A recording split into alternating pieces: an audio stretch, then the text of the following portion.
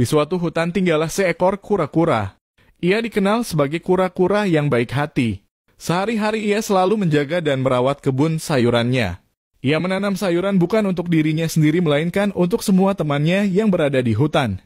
Setiap 1 minggu sekali ia selalu memanen hasil dari kebun sayurannya dan kemudian dibagikan kepada teman-temannya. Oleh karena itu teman-temannya juga baik kepadanya. Suatu hari ketika hari memanen sayuran tiba. Di pagi buta ada seorang temannya yaitu kelinci mendatangi rumah kura-kura karena berniat untuk membantu kura-kura memanen sayuran. Wahai temanku kura-kura, apakah hari ini adalah saatnya memanen sayuran? Tanya kelinci. Ya betul kelinci, ada perlu apa pagi-pagi sekali kau sudah menemuiku? Ujar kura-kura. Jika kau mengizinkan aku ingin membantumu untuk memanen sayuran, jawab kelinci.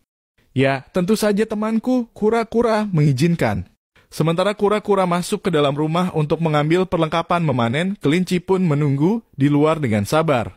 Wahai temanku kelinci, mari kita mulai memanen, ajak kura-kura.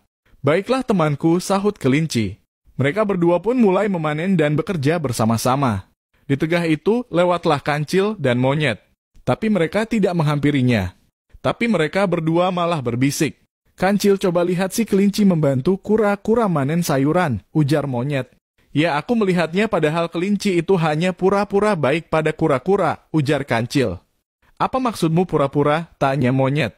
Sebenarnya kelinci itu hanya ingin mendapat jatah sayuran yang lebih banyak, oleh sebab itu dia membantu kura-kura panen, ujar kancil dengan nada sinis.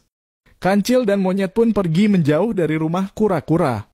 Tak terasa hari pun semakin siang dan memanen sayuran pun selesai.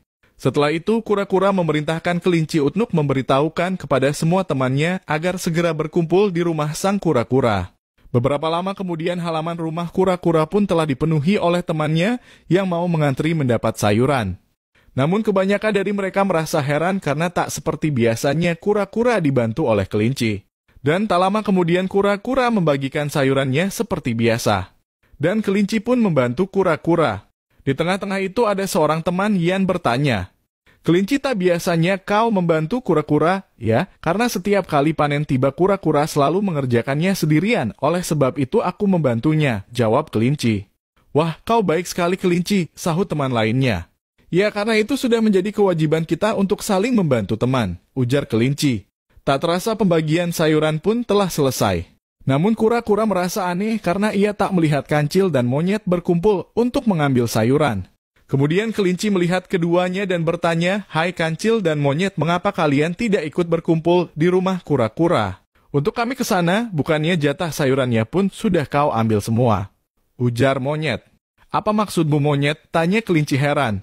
Sudahlah kau jujur saja, kami juga sudah tahu bahwa kau itu hanya ausapura baik pada kura-kura itu karena kau ingin mendapat jatah sayuran lebih banyak bukan, sahut kancil. Itu semua tidak seperti yang kalian pikirkan teman, bahkan aku pun belum mendapat jatah sedikit pun, jawab kelinci. Sudahlah, mari kita pergi, ujar monyet. Kemudian kancil dan monyet pun pergi. Dan saat itu juga kelinci merasa sedih karena telah dituduh oleh kancil dan monyet. Kemudian kelinci kembali lagi ke rumah kura-kura dan menceritakan semuanya pada kura-kura. Dan setelah itu kelinci pergi.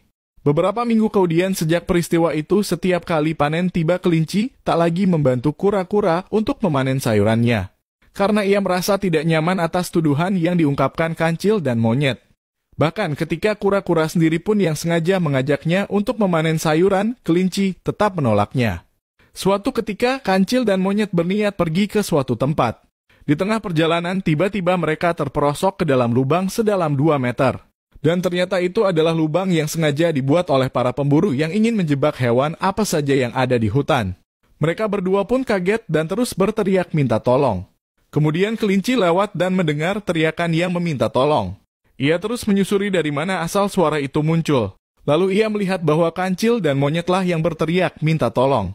Wahai temanku kancil dan monyet, apa yang sedang kalian lakukan di dalam lubang? Tanya kelinci. Tolong kami kelinci, kami terperosok ke dalam lubang jebakan ini, ujar kancil. Tentu saja kancil, kalian tunggu sebentar, aku akan mencari alat untuk mengeluarkan kalian, jawab kelinci. Sementara itu kelinci berlari mencari alat untuk menarik kancil dan monyet ke atas. Tiba-tiba ia menemukan sebuah tali panjang dan bergegas menghampiri kancil dan monyet. Dengan sekuat tenaga ia menarik satu persatu dari mereka. Tiba-tiba kura-kura muncul dan kemudian membantu kelinci. Setelah beberapa lama kemudian, kancil dan monyet pun dapat terangkat ke atas. Untunglah kalian selamat, ujar kelinci. Terima kasih kelinci karena kau telah menyelamatkan kami berdua, sahut kancil. Tentu saja temanku, tapi kalian juga harus berterima kasih juga pada kura-kura karena ia juga telah membantuku, jawab kelinci. Ya, kami sangat berterima kasih pada kalian berdua, karena jika tidak ada kalian mungkin kami telah dibawa oleh para pemburu jahat itu, ujar monyet. Tapi sebelumnya kami minta maaf karena dulu kami telah menuduh kau kelinci, ujar kancil dengan sangat memohon. Aku bahkan sudah lupa akan hal itu, jadi kalian tidak perlu meminta maaf, ujar kelinci. Sekarang mari kita pulang bersama, sahut kura-kura. Kemudian mereka pun pulang bersama-sama. Dan setelah peristiwa itu mereka pun bersahabat dan hidup rukun selamanya.